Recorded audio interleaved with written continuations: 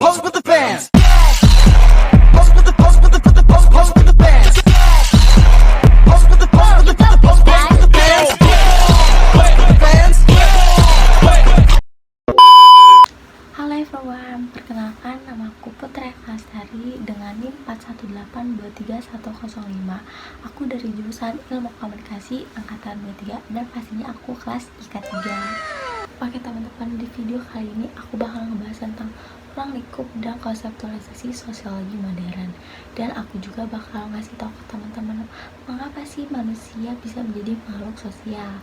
Nah, teman-teman semua juga pasti di sini belum paham dan belum tahu kan mengapa manusia bisa disebut sebagai makhluk sosial dan juga apa itu ruang lingkup dan konseptualisasi sosiologi modern.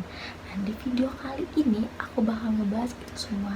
Jadi buat teman-teman yang pengen tahu apa itu ruang lingkup dan konseptualisasi sosiologi modern dan mengapa manusia bisa menjadi makhluk sosial, bisa disimak sampai akhir video ini ya teman-teman.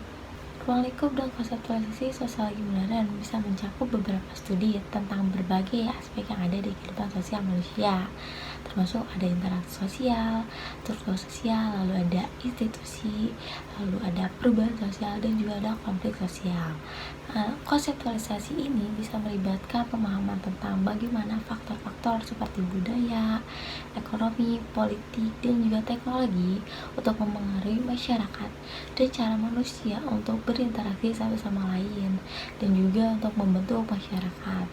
Nah, di sini juga aku bakalan jelasin poin dari ruang lingkup sosiologi modern.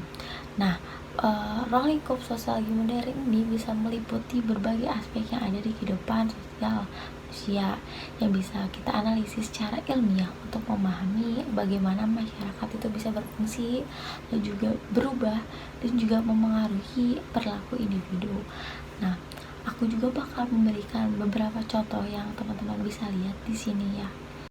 Ada beberapa contoh dalam ruang lingkup sosiologi modern meliputi berbagai aspek. Pertama yaitu ada struktur sosial. Struktur sosial memahami bagaimana masyarakat terorganisir dalam berbagai lapisan dan kelompok, termasuk kelas sosial, stratifikasi, dan institusi sosial. Lalu yang kedua ada institusi sosial. Institusi sosial menganalisis peran dan fungsi institusi seperti keluarga, pendidikan, agama, ekonomi, dan politik dalam membentuk perilaku sosial dan kebijakan masyarakat. Yang ketiga ada interaksi sosial.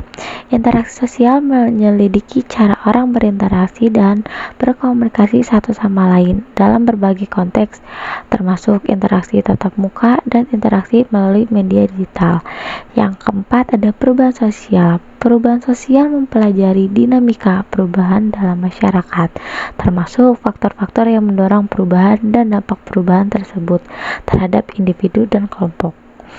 Lalu yang kelima ada masalah sosial, yaitu meneliti isu-isu sosial yang menjadi tantangan bagi masyarakat seperti kemiskinan, kriminalitas, diskriminasi, ketidaksetaraan gender, dan dampak globalisasi. Lalu yang keenam ada kebudayaan. Kebudayaan menganalisis aspek kebudayaan seperti nilai, norma, kepercayaan, dan praktik yang mempengaruhi perilaku sosial. Oke, kita lanjut ke poin konseptualisasi sosiologi modern. Nah, apa itu konseptualisasi sosiologi modern? Nah, teman-teman semua juga pasti belum tahu kan apa itu konseptualisasi sosiologi modern. Nah, konseptualisasi sosiologi modern ini adalah sebuah upaya untuk memahami atau menggambarkan dan juga menganalisis sebuah fenomena sosial yang kompleks melalui sebuah teori-teori atau juga konsep-konsep yang berkembang dalam sosiologi kontemporer. Nah, di sini juga aku bakal berikan beberapa contoh yang teman-teman juga bisa lihat, oke? Ini dia beberapa contoh dari konseptualisasi sosiologi modern. Yang pertama itu ada teori fungsionalisme, yaitu memandang masyarakat sebagai sistem yang terintegrasi di mana setiap bagian memiliki fungsi yang berkontribusi pada stabilitas dan kelangsungan sistem tersebut. Yang kedua ada teori konflik, menyoroti ketidaksetaraan kekuasaan dan sumber daya dalam masyarakat, serta bagaimana konflik antara kelompok yang berbeda seperti kelas sosial untuk mendorong perubahan sosial. Yang ketiga ada teori interaksionisme simbolik, yaitu fokus pada interaksi sehari-hari dan dan makna simbolis yang diciptakan dan dipertukarkan dalam interaksi sosial, termasuk studi tentang identitas, peran sosial, dan komunikasi. Yang keempat, ada teori kritis, yaitu mengkritik struktur sosial yang ada dan menyoroti cara-cara di mana kekuasaan dan dominasi dipertahankan, yang termasuk dari analisis ideologi, hegemoni, dan resistensi. Yang kelima, ada teori feminisme, yaitu menganalisis ketidaksetaraan gender dan bagaimana struktur patriarki mempengaruhi berbagai aspek kehidupan sosial. Teori ini berupaya mengadvokasi perubahan sosial menuju kesetaraan gender. Lalu yang keenam, ada teori postmodernisme, yaitu menekankan pluralitas, keragaman, dan relativitas dalam memahami masyarakat. Postmodernisme mengkritik masyarakat meta-narasi besar dan berfokus pada pengalaman individual dan fragmentasi sosial. Selanjutnya ada beberapa penerapan sosiologi modern yang bisa diterapkan dalam berbagai bidang, yaitu yang pertama ada kebijakan publik. Kebijakan publik itu membantu dalam merumuskan kebijakan yang lebih adil dan efektif berdasarkan analisis sosial. Nah, yang kedua itu ada pendidikan.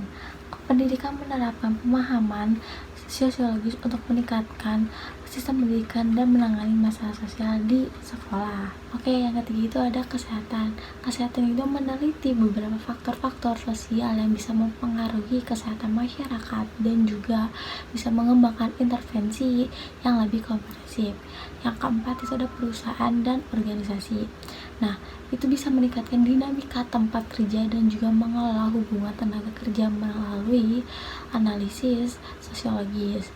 Nah, yang kelima yaitu ada penelitian sosial, itu untuk melakukan studi empiris untuk memahami fenomena sosial dan juga menyediakan data untuk pengambilan keputusan. Oke, dari materi yang aku udah paparkan tadi bisa kita simpulkan bahwa sosiologi modern di sini berupaya untuk memahami kompleksitas kehidupan sosial dalam konteks yang terus berubah dengan pendekatan yang kritis dan juga interdisipliner untuk mengungkap pola, struktur, dan dinamika sosial yang mendasari perilaku individu dan juga kelompok.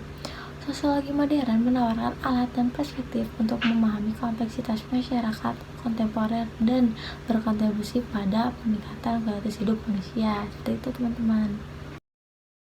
Oke, dan di sini juga aku bakal ngejelasin mengapa sih manusia bisa disebut sebagai makhluk sosial.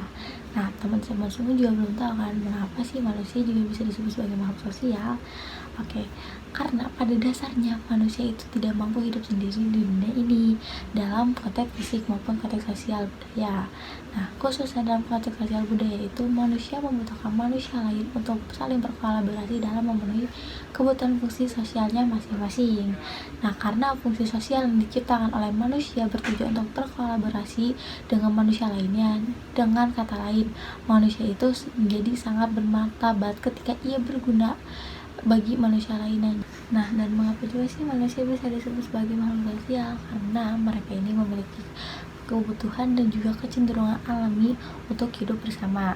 Yaitu selain hidup bersama, mereka juga perlu berinteraksi dan bekerja sama dengan orang lain. Nah, itu dia materi yang udah aku sampaikan tentang ruang lingkup dan konseptualisasi sosiologi modern dan mengapa manusia bisa disebut sebagai makhluk sosial. Nah, semoga dari materi yang udah aku sampaikan tadi semoga bermanfaat untuk teman-teman semua, dan aku juga mau berterima kasih kepada teman-teman yang udah menonton video aku ini sampai akhir. Terima kasih. Wassalamualaikum warahmatullahi wabarakatuh.